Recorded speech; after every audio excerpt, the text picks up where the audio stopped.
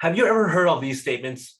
Those hockey fans, they're all the same. They're so rowdy and loud and obnoxious. Or maybe comments like this. Lawyers, you can't trust lawyers. They're all the same. You can't trust them. Or maybe this comment. Engineers, they're so boring to talk to. They just care about numbers, numbers, numbers. They're all the same.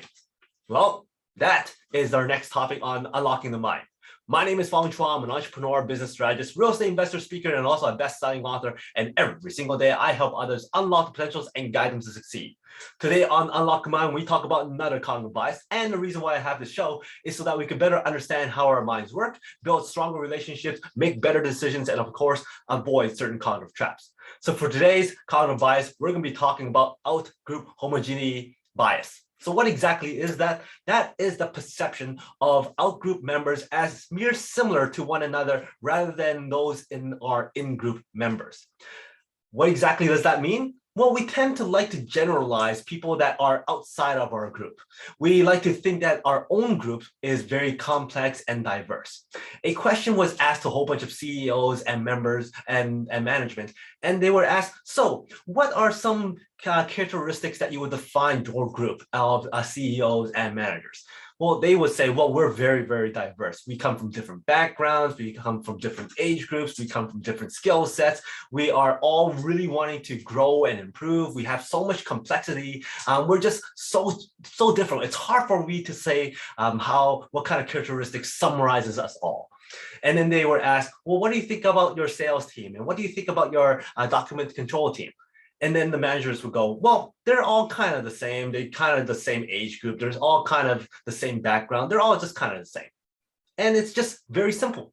And the thing is, that is what we do when it comes to out-group homogeneity bias. When we look at a group of people that we're not a part of, we tend to just generalize them and say they're all the same. Very, very common when it comes to different cultures. Oh, Chinese, they're all the same. Oh, Americans, they're all the same. Oh, Indians, they're all the same. And it kind of puts us in a situation where we're not very open-minded. We need to start looking at each person as diverse, different, and complex. If we see ourselves as complex, we should prevent ourselves from thinking other groups of people as just similar and all the same. We need to kind of dive deeper, ask more questions, and spend more time as to finding out what they are, who they are, what they do, and some of their histories and some of their backgrounds instead of just grouping them. The reason why we do that is because our minds like to find patterns, we like to categorize, and we like to take shortcuts so that we are able to make quicker decisions and take faster action so that we don't have to reinvent the wheel every single time, so that we don't have to research all the time.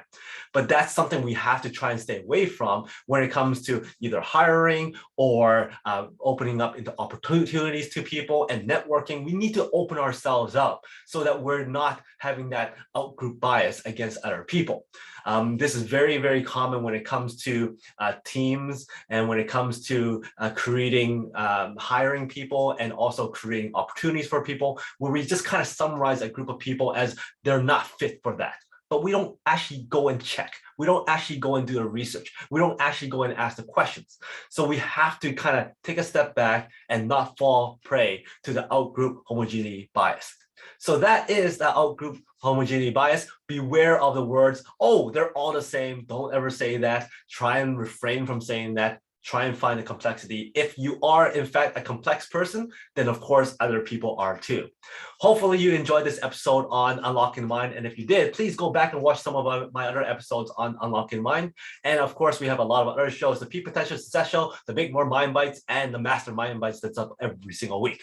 So until next time, thank you very much for your likes, support, subscriptions, and your comments. I love seeing those comments. And until next time, today is the day to lock your peak potential. I'll see you later.